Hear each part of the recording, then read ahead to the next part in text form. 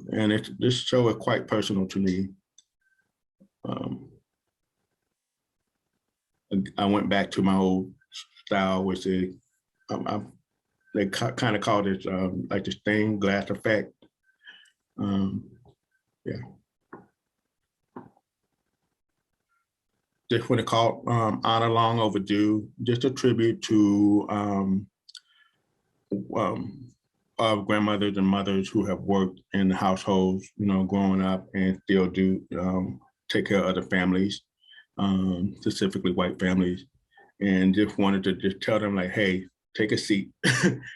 You've done all you could do, and you don't need to vacuum another floor or clean another house. I want you to sit down on your throne and just relax. So this is my tribute to my grandmother, as well as so many others. This piece is called 1970s. This is a painting of my mom and my father when they got married in 1970.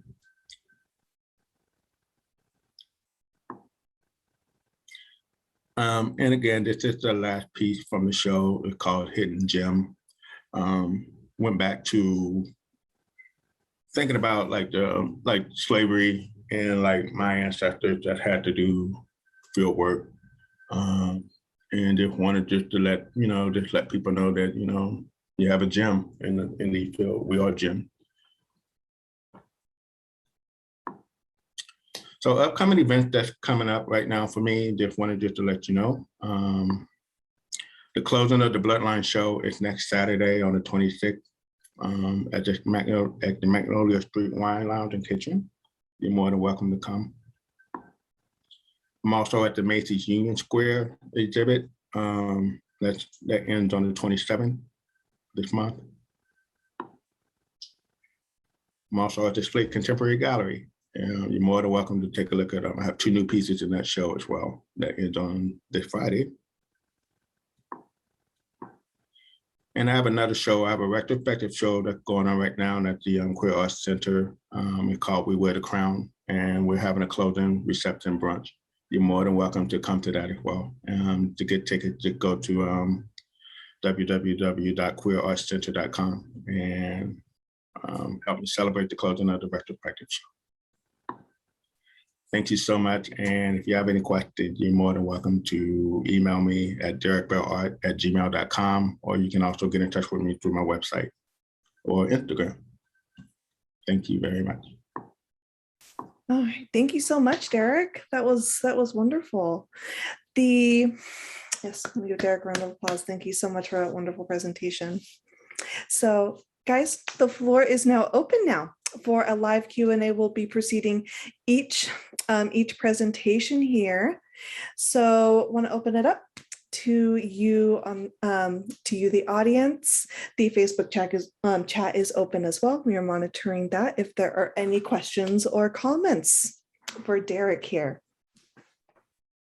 So Derek, for me, there's many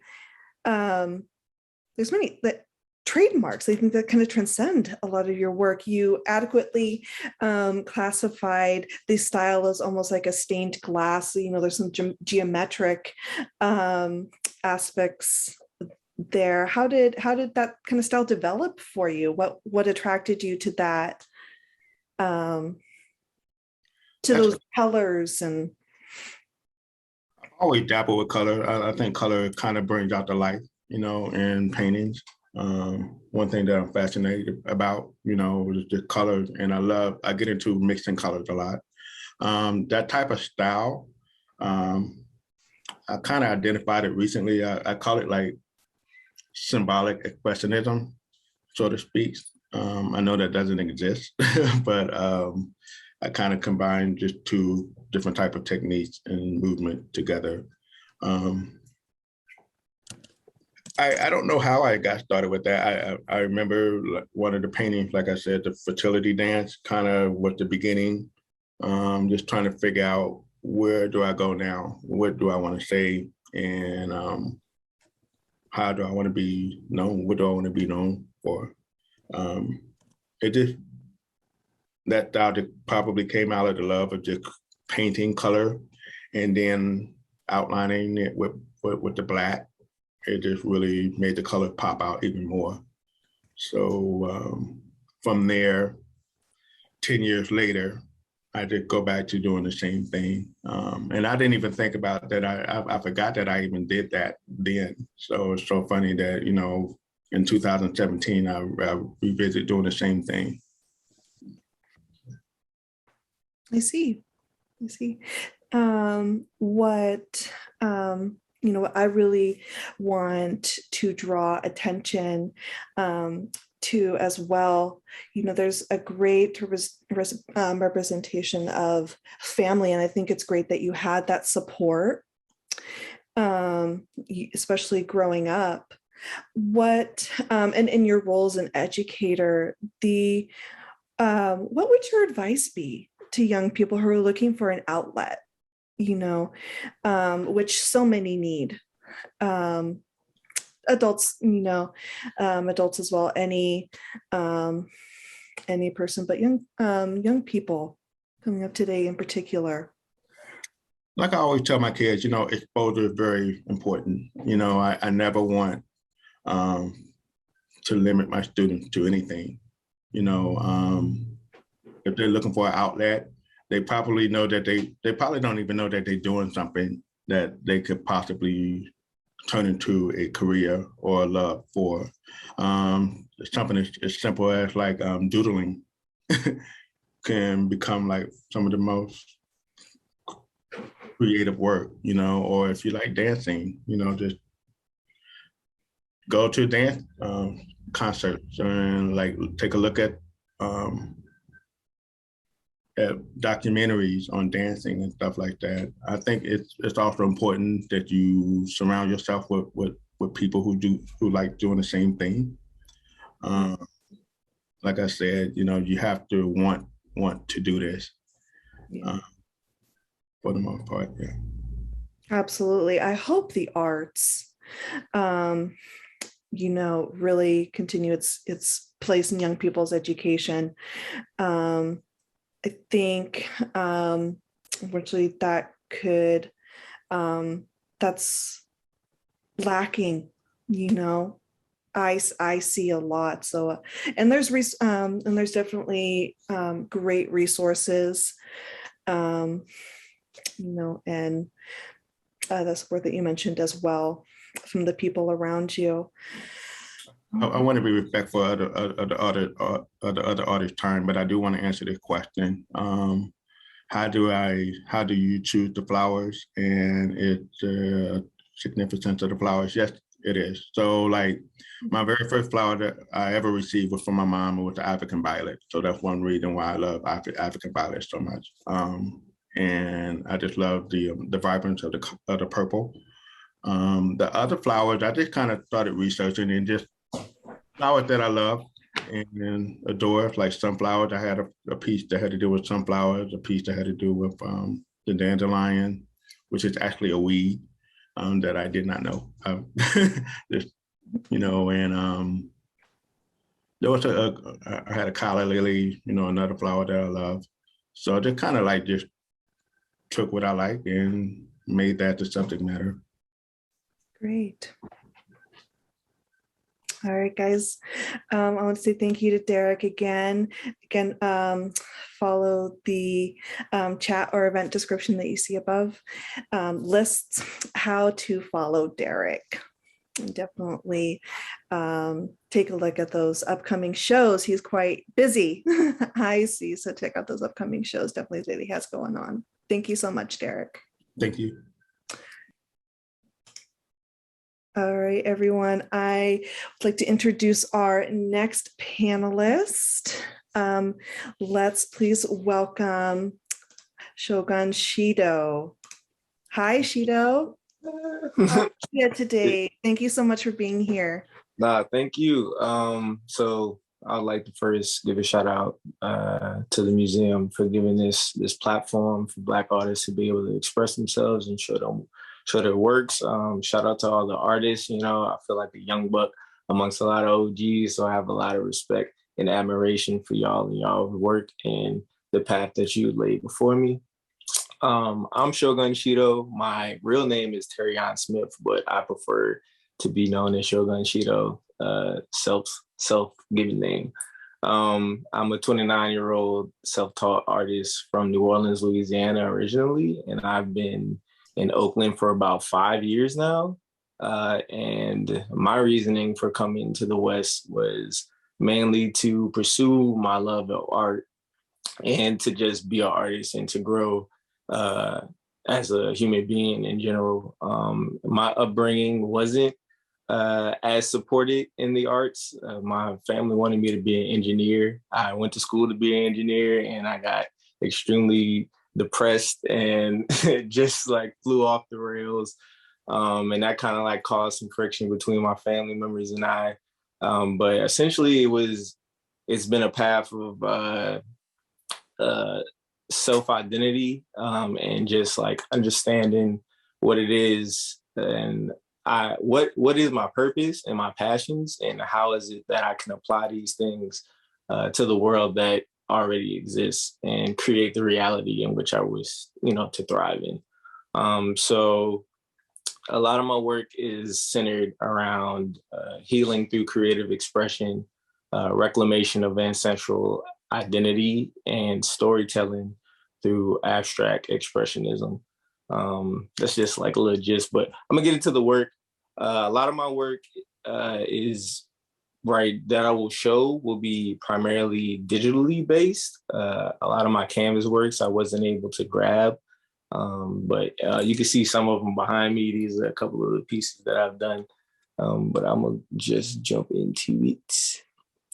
So, all right, so this is an abstract style that I've developed over the years called subconscious stream. And like I mentioned before, is primarily used as a tool of meditation and healing for folks, both for myself and those who view it.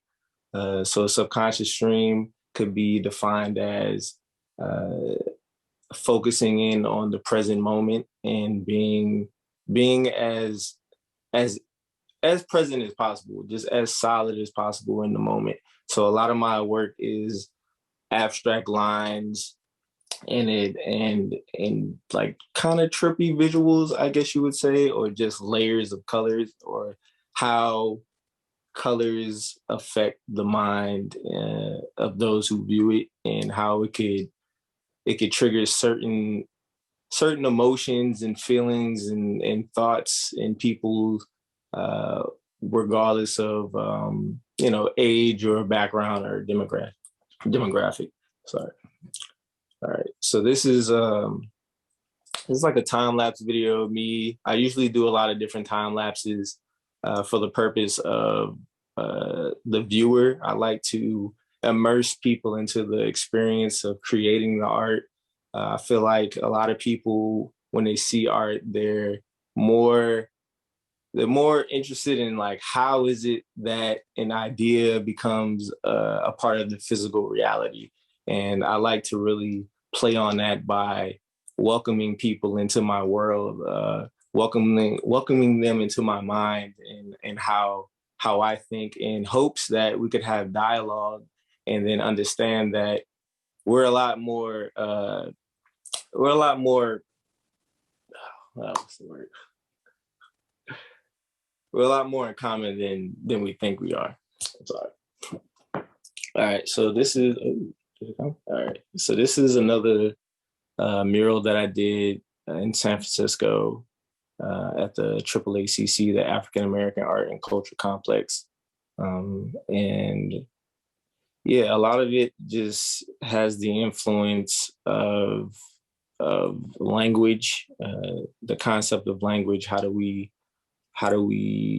What is language, more so? Like, how do we even develop languages? How do we communicate with each other? What's to say that we can't be the ones to develop our own languages and the ways that we communicate with each other? And how do we formulate these languages in our stories, in our individual paths, and how do we pass these things along to the next generation, and also to be a representative of our individual diasporas. So this is a piece called it's an ancestral angel.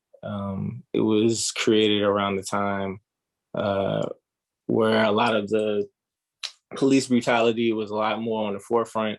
And I wanted to create a piece that would show that regardless of the fight that our ancestors have put on, they're forever watching over us. And like they feel everything that we feel.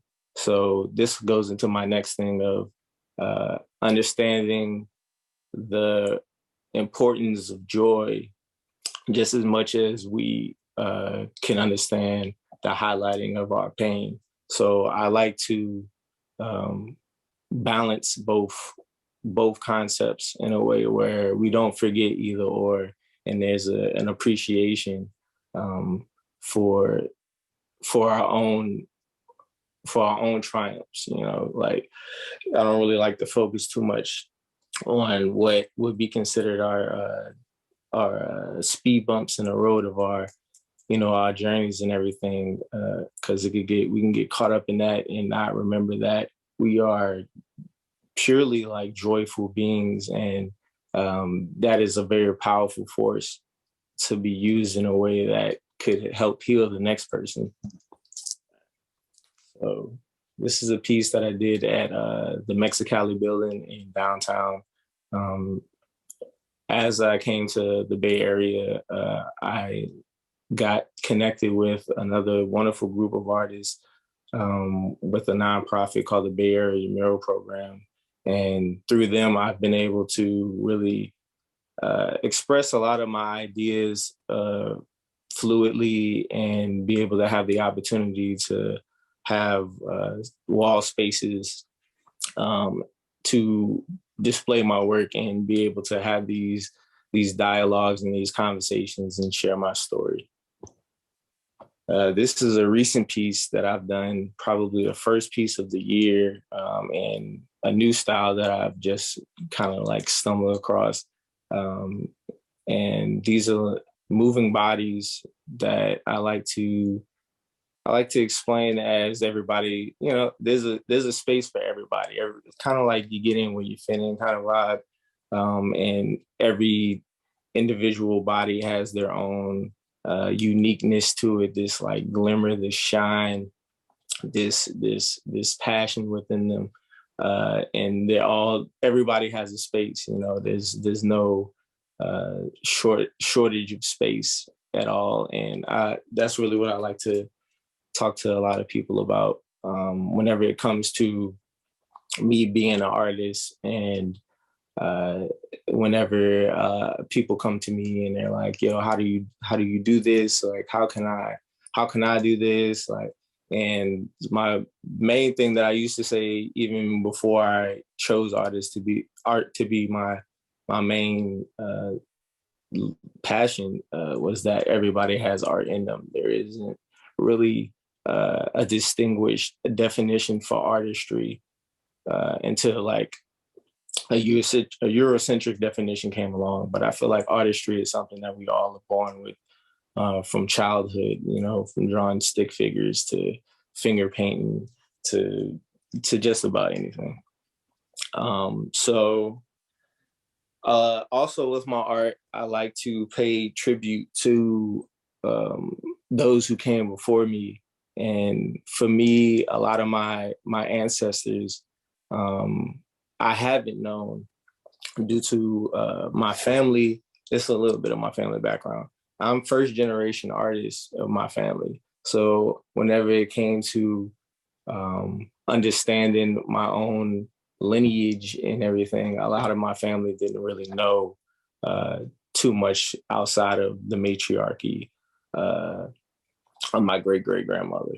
And it took me to try to like understand what it is, where it is that I come from, who it is that I represent, and who are my like tangible ancestors. And a lot of that started when I found my own soul family within like my friends and very close friends. And unfortunately, one of my friends passed a couple years ago, and I basically was like, "Yo, this is my ancestor." So my mantra would be, "We are our ancestors," instead of feeling like they're in an intangible place of like a spiritual realm. I feel like we are literally the embodiment of those people in which we share these experiences with. So those could be the ones from the past to the present and the future, to make it a long story short. But I had to pay my tributes and respects to him by doing my own version of a portrait that I felt like embodied his image and his energy. Also, within my work, it's very influenced by my diaspora and where we come from, which is the motherland of Africa. And the mask was very prominent in a lot of my early work, and it represented the rituals that they would do, or ceremonies, where the mask bearer would dance around in the villages and would basically be the conduit of messages to the village. So one person would be deemed the mask bearer, and they would be the only one who would be able to like wear this mask and then deliver these messages and pass along these stories and from the other side. So I got very interested into that. So I've always tried to push my craft into as many different mediums as possible. So whether that be sculpting with my hands, or making clothing, or making pieces, or interpretive dancing or something like that, I really try to tap in as deeply as I can to as many different ways as I can, to truly try to understand like what is it that I'm trying to say. So this is another study of color and design, and just exploring my mind a little bit more with the line work that I do. And the colors that I choose are primarily based from the primary to the secondary colors. Like as I said before, the healing through creative expression kind of works with color therapy, and how I can fuse colors together to bring about moments of ease or moments of peace, or just like a sigh of relief, or to make a person become more present into themselves, into the moment of viewing the piece. So this is another varies of pieces that I've been doing every day. For this year, I've made a piece every day digitally. I call it the PADs, or portals a day is what I primarily call my works, is portals. So this is just one piece of those. And this is a study on textiles that I've been doing. Like I said before, I don't really try to like limit myself on where my art could go or how it could be utilized in different ways, or to make it functional and more tangible for people who may not want a physical painting or something like that. This is a rug that I made from the piece that I showed earlier. It's called Tribe, and it's another interpretation of you getting where you fit in, but we're all in this together. This is another PAD.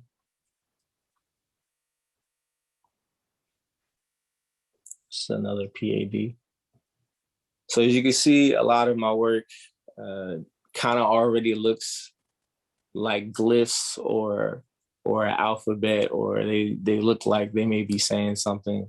And it's something that I'm working on right now, is developing my own alphabet and sort of working into building a language that is something tangible that I feel like I'll be able to share with my community and share with my diaspora and eventually share with my seeds so that they'll have something tangible that they can pass on to theirs. So a huge thing that I've been really into that fuses a lot of my ideologies that I want to incorporate are animations. So I've been really big into animations. Since a kid, I've been really huge into cartoons and just the freedom of thought and just the way that I can make it move and engage people into it really is what brings me joy and brings others joy. So essentially, this is what I love to do. This piece is called The Relinquish.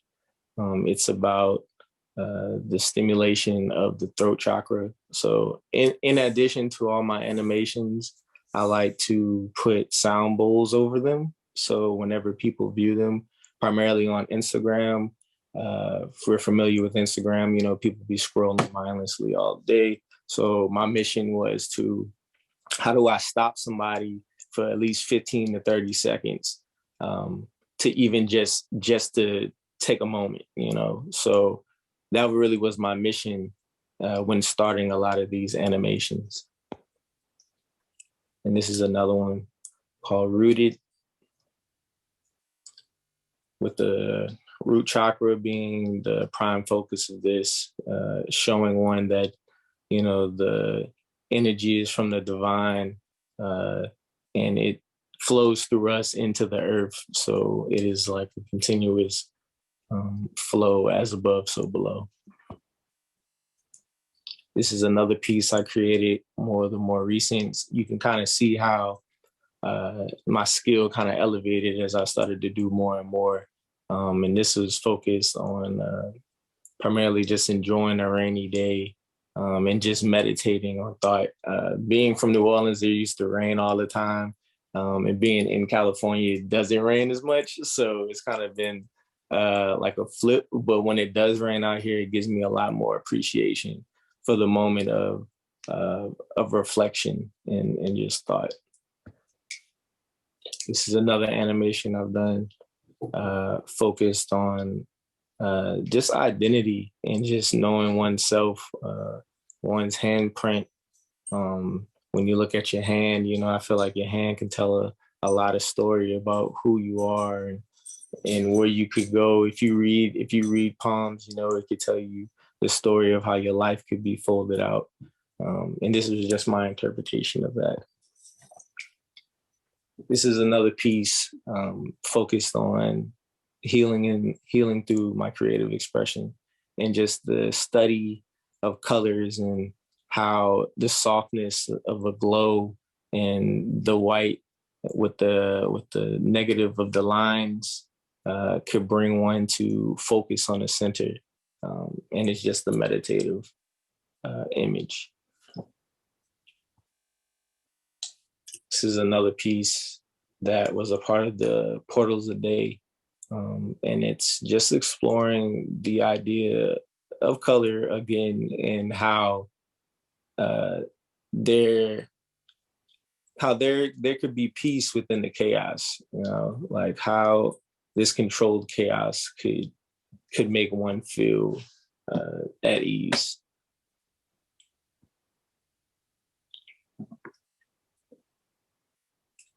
This is another digital version of the tribe piece that I turned into a rug.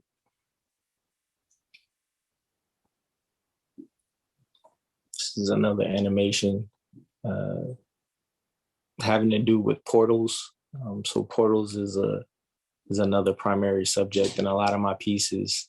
The concept of portals has to do with there are things that could go into portals as well as come out of portals.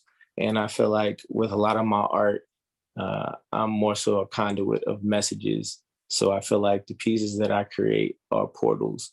And with the intention that I put into those portals is what people can get out. So I can make a portal with the intention of peace, positivity, and protection. And with the hopes that the person who is now viewing that portal would then feel that, even if they don't in that immediate conscious level, then subconsciously that it would still be with them in a way. And this is another version of the color piece that I did earlier. Yeah, so that was all my pieces, primarily digital. I do have other physical pieces. A lot of my work is shared on Instagram at Art by Shido. And yeah, you can hit me up there. I'm also doing open studio visits for the rest of the month into next month. So I'm also open to always for people to pull up and have conversation and have dialogue. I feel like a lot of my inspiration comes from everyday conversation. It comes from talking to my friends, comes from talking to my partner. It comes from meeting other artists who have already, received so many accolades in the things that they do. And it gives me a tangible reasoning to keep going, So that's my spiel. Thank you so much, Shido. Thank you. I hope I didn't take him. You're good. Yeah, I would just comment, you gave us such great insight there. And art is a language, and you demonstrate that so wonderfully. I love the symbolism and how that translates in your work. So thank you so much for that. Be sure to follow. Again, that information is in the chat in the event description, so be sure to follow Shido. He has some projects coming up. All right. Thank you so much again, Shido. Moving right along to our next panelist, Cynthia Branville. Hi, Cynthia. How are you? Everybody, thank you so much for this opportunity. Okay, great. So I'll just do a brief introduction of myself. I'm unusual in this group so far. I'm a California native, born in Southern California, and have been in the Bay Area since 1997. And I am mixed race. My father's African American with a little Choctaw and Cherokee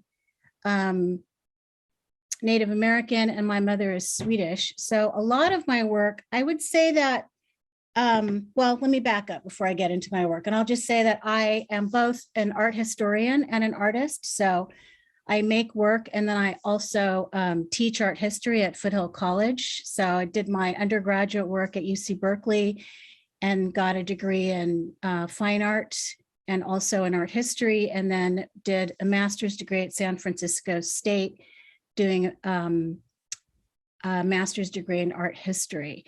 So I think that my art practice, before I kind of went through a formal academic education, was really rooted in landscape and in the figure. And I've strayed very far afield. And my work is still sort of rooted in that, except it's become much more conceptual in some ways and abstracted. So, and I'm also an artist that works across mediums. So I have a body of work in textiles, I have a body of work in ceramics, and I do painting and other kinds of sculpture. So today, mostly what I'm going to be talking about, given the amount of time, is some of my textile work. And I was one of the artists selected for the Museum of African Diaspora's Emerging Artist Series. And I'll be the first one, so that it'll be my first solo show. So a lot of the works that I'm going to be showing you here will be in that show, which opens March 29th. So this is a piece called Continents, and it's made of 3 different panels that are 68 inches high, a little bit taller than myself. I'm about 5'2", almost 5'3", so a little bit taller than me by 48, but then 3 of them. So it's about 154 inches wide. And from a distance, it really looks like a painting. But when you get close up to it, you'll see that it's actually completely composed of textiles.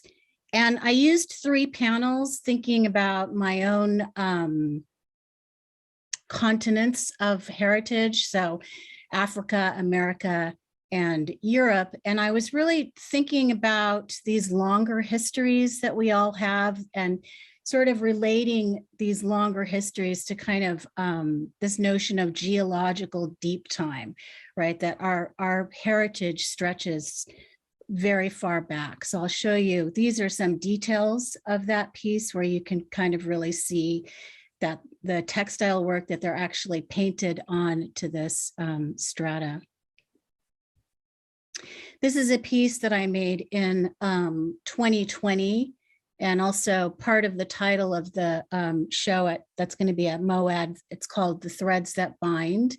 And this piece is called The Threads That Bind a Divided Nation. And you can see that it is the United States flag, completely made out of textiles. And then I kept this gap for the Mason-Dixon line, which historically was sort of that line between free states and slave states.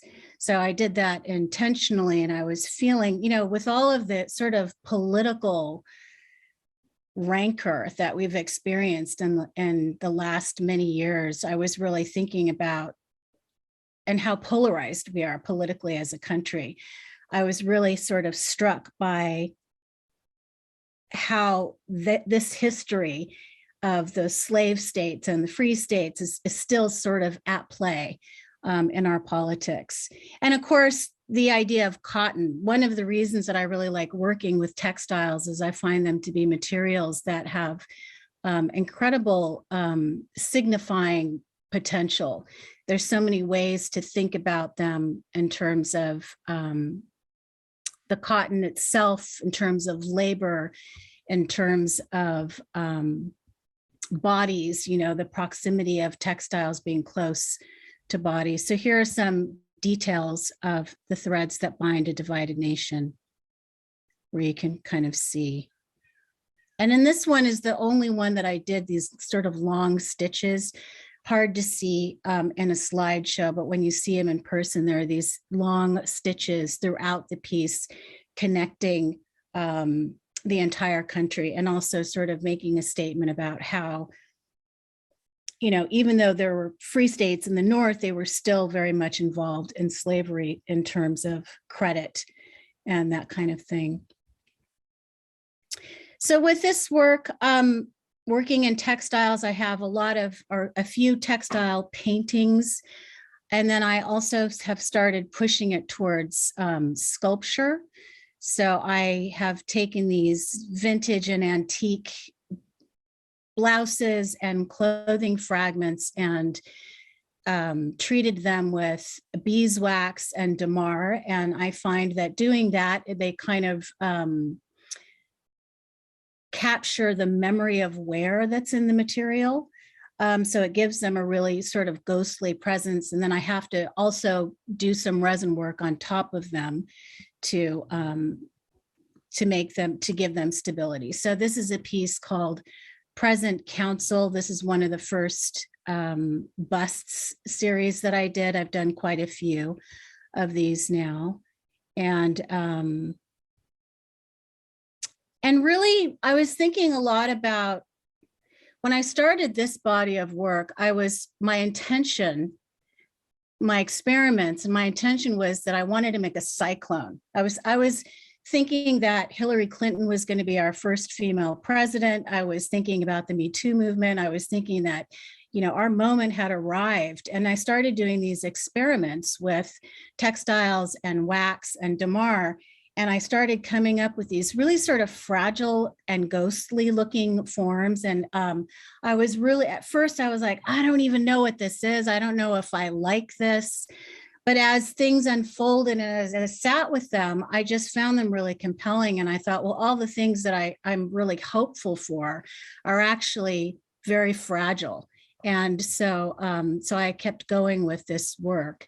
And I like the way these blouses sort of evoke suffragists, that era, and that they have this sort of ghostly presence. I think that all three of the artists that I've talked so far feel a strong connection to those who came before us, our ancestors. And so these works for me also are evoking that presence.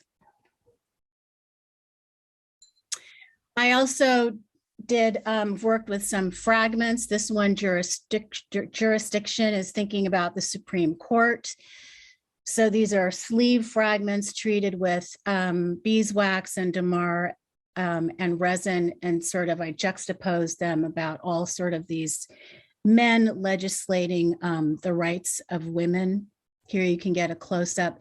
And there's a little bit of ambiguity in my work, which I like, and to sort of prompt us to think about how do we gender textiles? How do we gender clothing? How do we think about, those little signifiers that we decide, oh, this is a male sleeve or this is a female sleeve, that kind of thing. And then I'll just show you a couple more. So I was really thinking about Black suffragists specifically, which are often kind of left out of the discourse when we talk about early feminist movements. So I was really inspired to kind of resurrect some of that history. So I started naming some of my busts after specific women. So Frances Ellen Watkins Harper was an abolitionist, a Black female suffragist leader. She was one of the few African-American women present at conferences and meetings about these issues between 1854 and 1890. This is what she looks like. And then I have another one, Daisy Elizabeth Adams Lambkin, also another very important African-American woman who dedicated her life to supporting women's and civil rights. Here's another detail of that picture. And I'll show you one more. I'm going to skip some and just show you. This is a piece, there's a fourth one added to this now called Little Girls Birmingham. So I've been starting to work with, in some ways, I'm still working with textiles in this body of work, but more complete forms, not just the edges and the trims and the fragments that I create. And so this is referring to the young girls that were victims of the 1963 bombing. So I think part of, history is at play in my work, memory, identity, diaspora, all of those things are functioning in my work. And then I'll just give you a quick glimpse of some of the other types of work that I do with collage and beeswax, different styles of work that I do. These are on wood panel, printed on rice paper. And then here is just a glimpse of some of the ceramic works that I do, where I'm bringing in iconography from diasporic religions. These are slip cast molds of my face and my daughter's face. So yes, so that is a quick overview. I have work in the exhibit Art of the African Diaspora in Richmond. I have some pieces at Warehouse 416 in Oakland, and also some pieces currently on view at the Associated Students Gallery at SF State. And as I said, I'm the first step for the next series of emerging artists at the Museum of African Diaspora. Thank you so much. Thank you so much, Cynthia. I love the historical context and that beautiful film representation. So thank you so much. Beautiful work. Let's introduce our next and last panelist of today, Lorraine Bonaire. Hi, Lorraine. How are you? Hello. Thank you so much for being here. Yeah, thank you so much. I really want to thank the museum for inviting me and all of us. It's been just so astounding seeing the other panelists' work. I'm just blown away. I've known Derek's work for a long time, And I've seen Cynthia's work. We've been in similar shows before, and this is my first chance to see Shido's work, and I'm really honored to be among you. A word about myself, I guess everybody's saying that. I actually grew up in New York and came to California in 1970. I went to medical school and practiced medicine. I retired a few years ago, well, almost 10 years ago now. And I began doing art partway through that in the early 90s, mostly to deal with some trauma. And just kind of picked it up and didn't really have any art training. So I'm mostly a sculptor. And I'll just try and share my screen if I can here. There. My earliest work was the Perpetrator series, and I want to explain what I mean by perpetrator, which is a person who betrays a trust. Not some bad guy in a cop show, but probably somebody, maybe somebody living in the White House, or maybe somebody at in a CEO. Someone who's betrayed a trust. And since social living is based on trust, a perpetrator by definition is antisocial. People as born or made, I say both. I actually turn off my thing here, so I can't find it. Oh, never mind.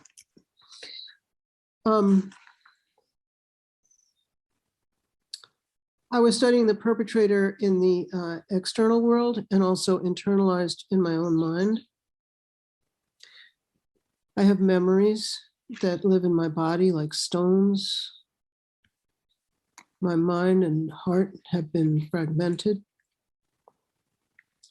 Sometimes when I try to express my feelings of rage and hurt and frustration, I end up just hurting myself.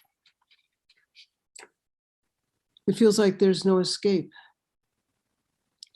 And what I'm feeling, the whole world is feeling.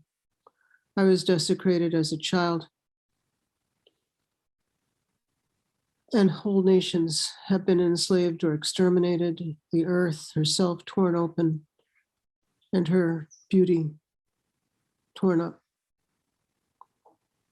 It wasn't always like this. We know from the memories of the elders of indigenous people that there were times when people lived in harmony with one another and within the earth. We see it today in disasters, even, for example, the disaster of so many people being forced from their homes, forming encampments in which people look after one another, which then get destroyed by the civil authorities.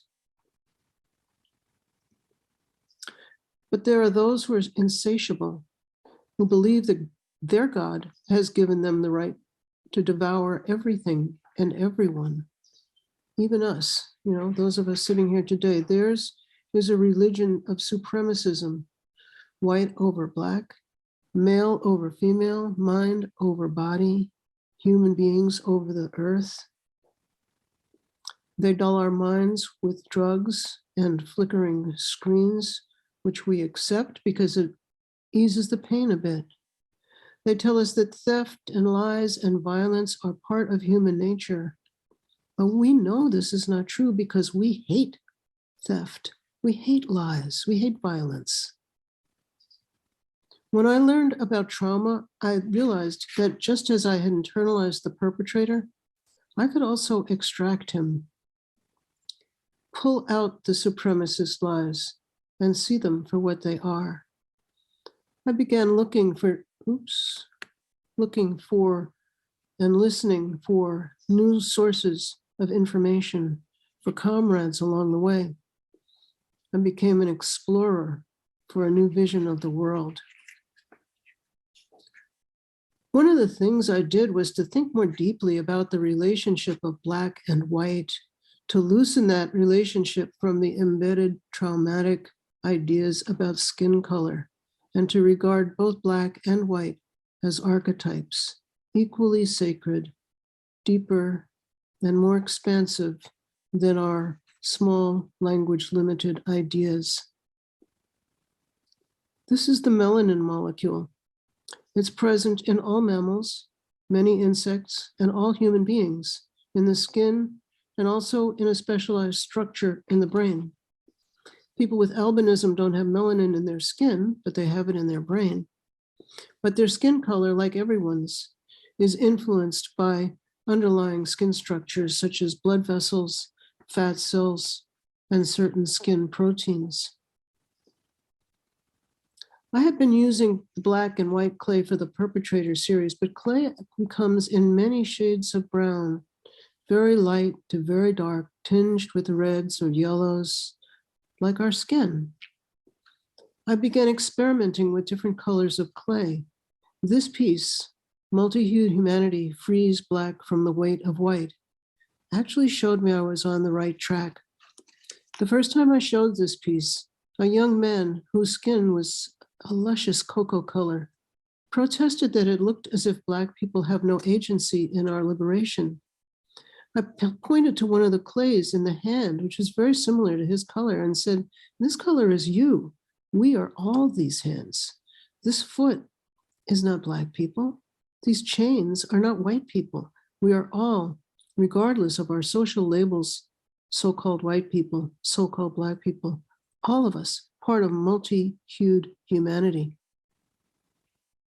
I returned to the ceramic supply stores again and again, sampling various colors of clay, figuring out how to build with them so the colors would be both discrete in some places, merged in others, so that anyone walking up to the sculpture could find their own skin color somewhere in the piece.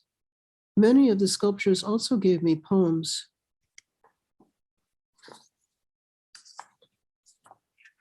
Multi-hued humanity. In the beginning was the dark, silent and infinite. There was no God.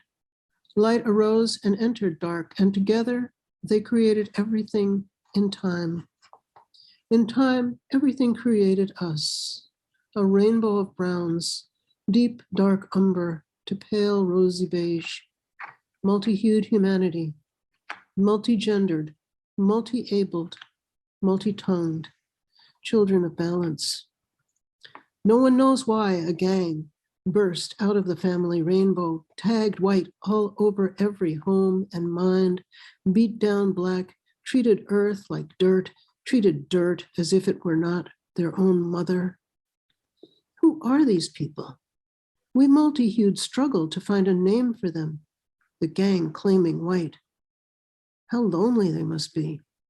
They burn the ground as they burn the ground as they back away.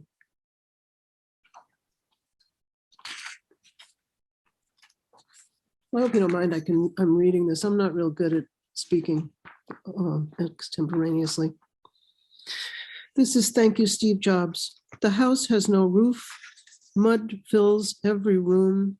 The walls stained with strange mold.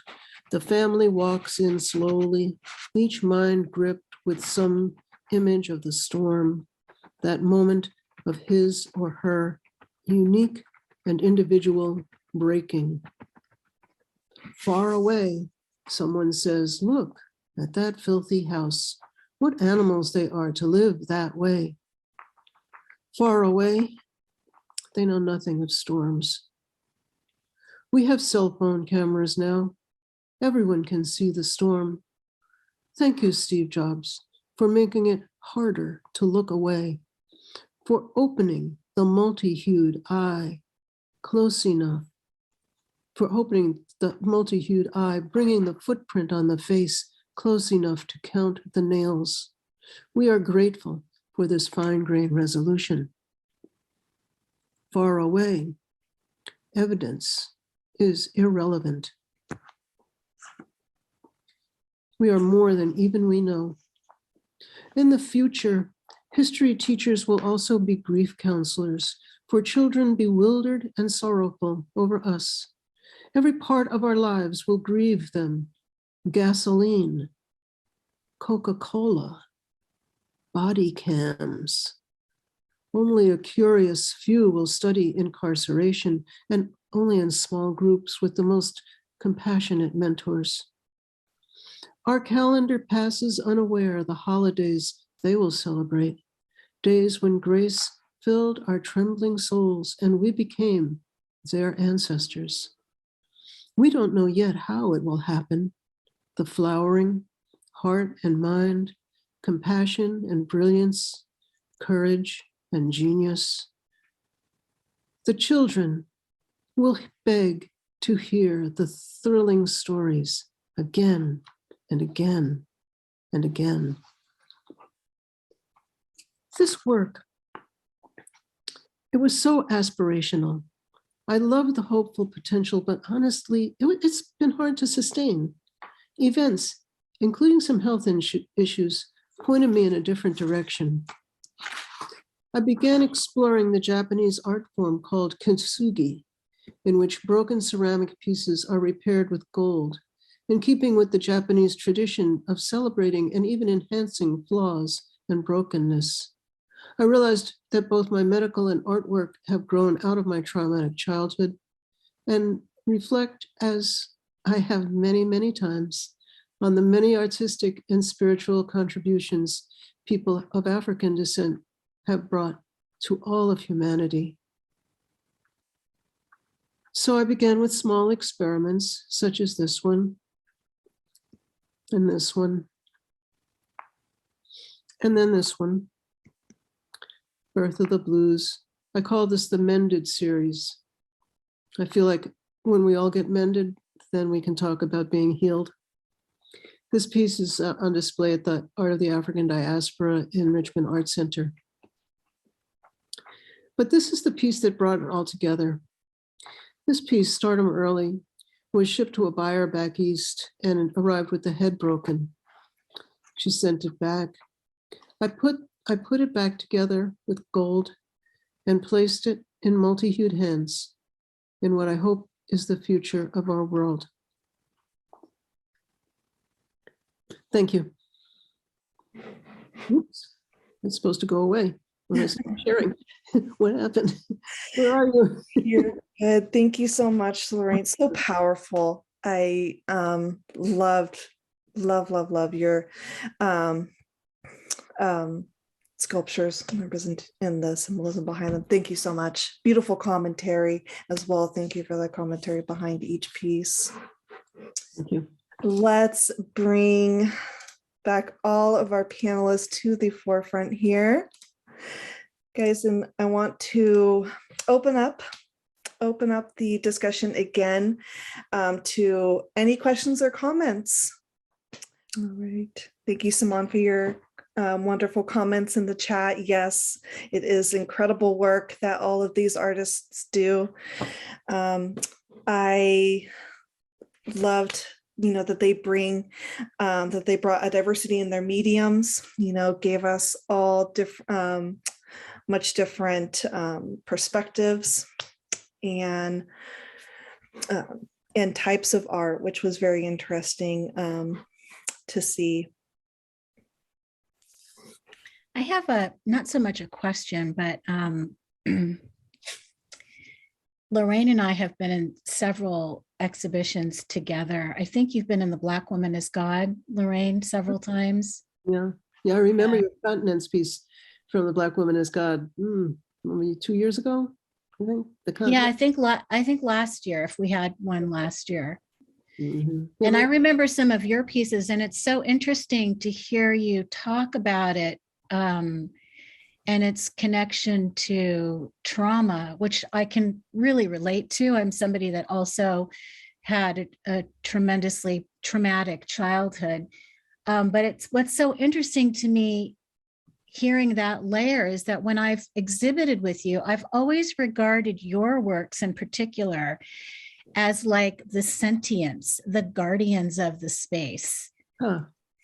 So it's really interesting for me to see this other side of it, and I have something like when I talked to my daughter about this and therapists as well, but I feel like that there were, having trauma, when you work through it, or come, and that's not something that is like done for me. I think it's going to be a lifetime process. But one of the things I've realized is that I have gifts from that, having survived it, and one of them is, to be able to walk through fear, to go right up to it, really close, and to walk right through it. And so I'm just wondering with your work,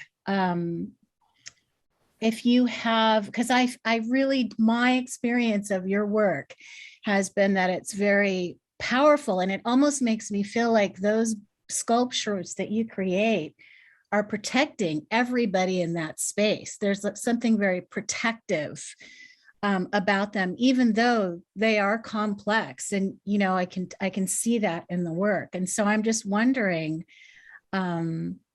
if you see any of that, if any of that is functioning in your work, that even though they are visualizing trauma, if there's also this process of healing or mending or taking, empowerment in a way. That's interesting. That's so interesting that you see them that way when you see them in shows. And yeah, that never occurred to me, but it's wonderful and I appreciate it. Thank you. I think just making this work has been terribly wonderful for me in terms of terribly necessary. It definitely began when I abandoned therapy, actual, regular therapy. And I just said, this is just not working for me. And all these little people started coming out.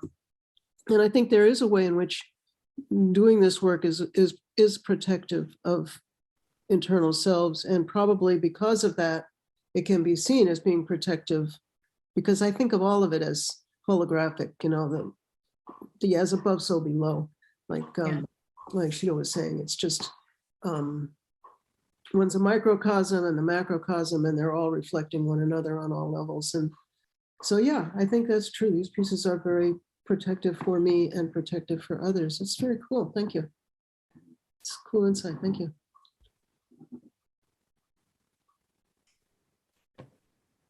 I have a question for Cynthia. The blouses, you found the blouses, or did you get the blouses yourself? I thought they were quite interesting. And the beeswax, I know you don't want to give away your tricks, but knock yourself out. The blouses are, I don't make them, I hunt for them. So I go to Alameda, has an antique fair, or if I'm in some sort of, so I'm constantly looking for textiles that are antique or vintage. So I want them to be from the 19th century or earlier if possible. So, and even with the abstract textile paintings, I'm looking for handmade. And then I also sometimes deconstruct clothing. So it's not just trims and things like that. And I'm looking for decrepit, old, worn, stained, broken, fragmented, torn textiles and clothing. And so I like that it creates its own palette. And then I like that I think about in a painterly kind of way with the abstract pieces. And then I like just like that fingerprint or that evidence of wear as real history coming into it, that these were real items worn by real people. The blouses I do bleach before I treat them. So they are really go through a lot. And I think I don't know why, just, with the textile paintings, I tend to leave them stained, and I'm looking for stained things. With the blouses, I actually boil them in OxyClean for like a day, off and on all day, to get out all of the stains and the rust and, as much as I can. And then it's sort of like encaustic painting, but I'm using it in sculpture. It's really difficult to do because the wax starts to solidify really quickly. So often I have tongs in the sleeves and I'm putting it in the heated wax and damar, and then just trying to get air in there. And then it starts to settle.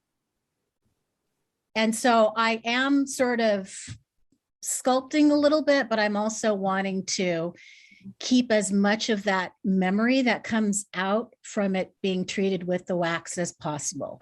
Because as you saw, I mean, you know how if you've ever gained and lost weight, or just your clothing after a while, like it starts to take on your shape a little bit just from wear. So I'm really interested in capturing some of that. And then, yeah, and I think it adds to the ghostliness of them, or that sense of they feel like they're inhabited by a spirit or a body that we can't see.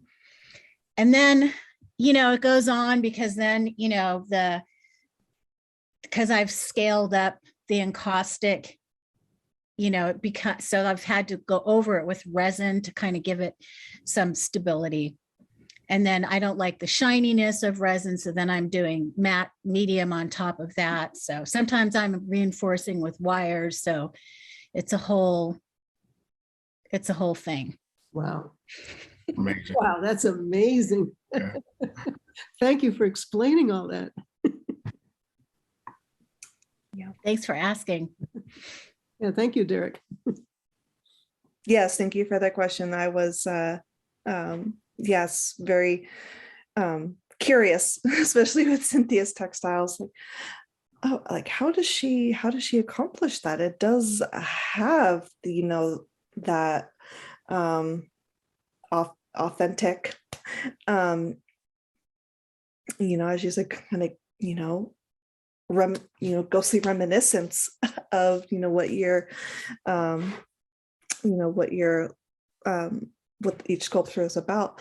All right, any last minute questions for our panel here? I'm curious with Shido, I wonder how you are coming about developing your alphabet. How does how does one develop their own alphabet? Tell me about that. All right, so recently I got to take my first trip internationally, and I got to go to Africa. So I got to spend a month in West Africa in Cote d'Ivoire. And through that, I was already doing the line work before, but after I went there and I spent some time in the village and I got to talk to an elder, and they basically connected me to the tribe that I would be from, like just off of just looking at me. They're just like, yo, come here, looked at me up and down. They're like, oh, yo, you're a part of the Bete tribe. So I like already before then, like I said, like I was first generation artist. I'm like first generation in my family to go to Africa. And when I went there, I went with like open arms to try to receive everything that would come to me. And I literally like saw myself for the first time.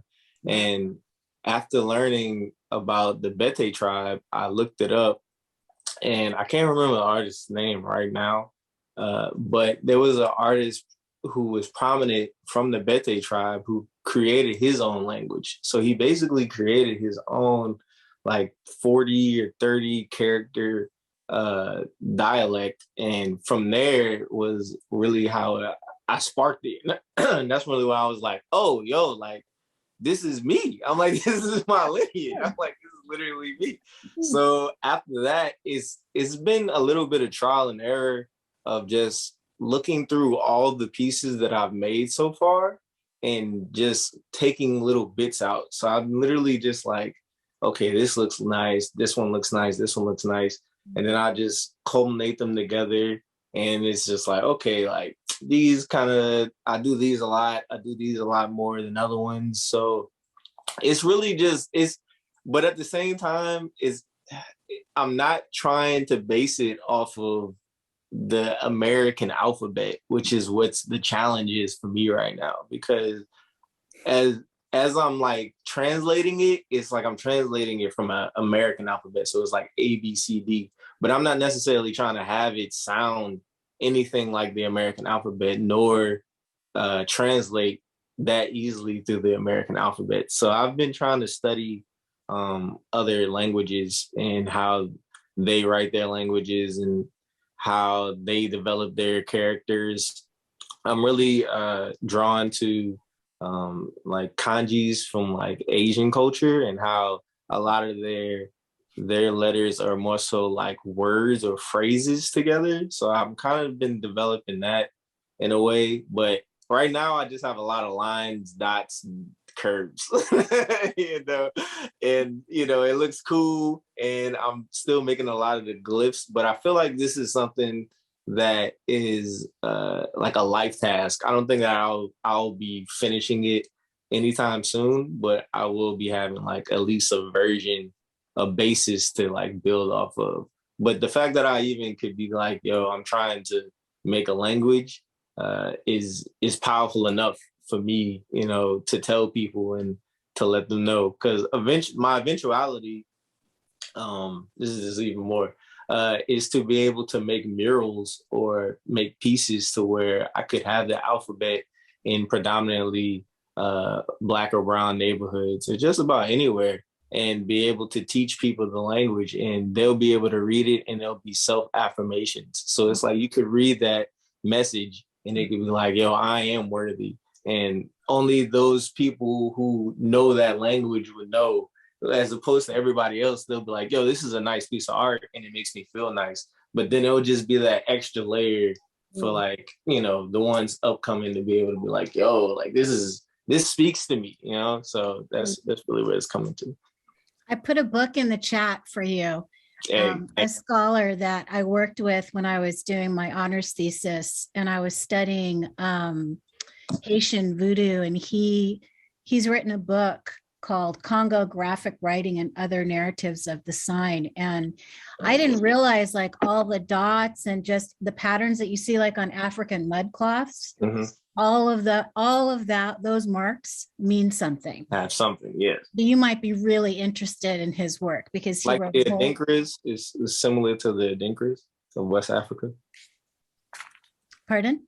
Is it similar to the Adinkras, the West African Adinkras? They're like a series of symbols that are used primarily. I mean, like a lot of people kind of use it. It's kind of came into light with Pan-Africanism, and it's a lot of different symbols primarily from West Africa though. So if it has anything to do with that, then I'm about to read it. Yeah, no, it's great. It's like the movement of energy and all kinds of interesting stuff. Yeah. Yes, thank you. And thank you, Lorraine, for the question. Oh, thank you. That was fascinating. Yeah. Fascinating. Thank you. It was fascinating during his presentation. Well, are these actual symbols? What's going on here? And then he gave us, and then he ended with clarifying that, and that's just amazing. That's all I can say. Yeah, Julie Atkinson. Yeah, here. Thank you for that comment. All right. Well, I just want to wrap things up here with our panel, saying thank you so much to these wonderful, talented artists and educators that we have here. Your work is beautiful, it's important, it's meaningful, it's necessary. And make sure, guys, I want to draw your attention again on how to follow these artists here. You can get their info in the chat or the event description. Follow their current shows that they have going on, and you can also see how to follow everything happening at the museum at IAMA. We look to bring otherwise disparate cultures together through the language of art. That is the mission. These people represent that so well. All right. And thank you to everyone for joining us again here today. All right. Thank you. Thank you. All right. Thank you. Thank you.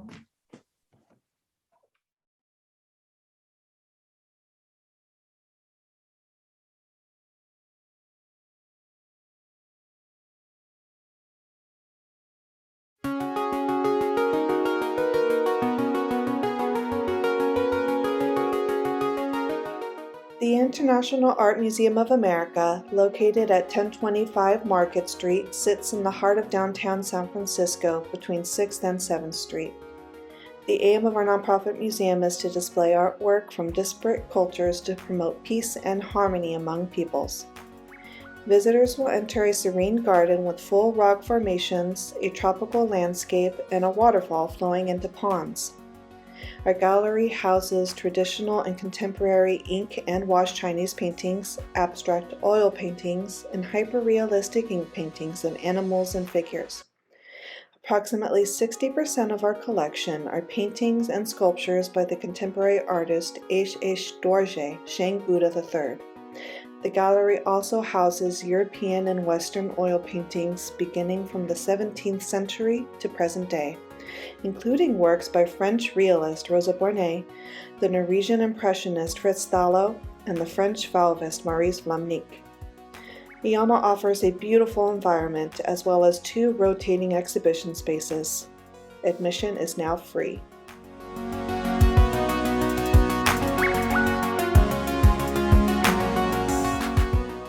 Here in our gift shop, we have something for everyone, whether you are local, just visiting, or shopping for yourself. We have many products based on IAMA's artwork, as well as international and Bay Area themed items. We do our best to have a consistent flow of new and exciting products so that you can always find something special to take home from your visit to IAMA.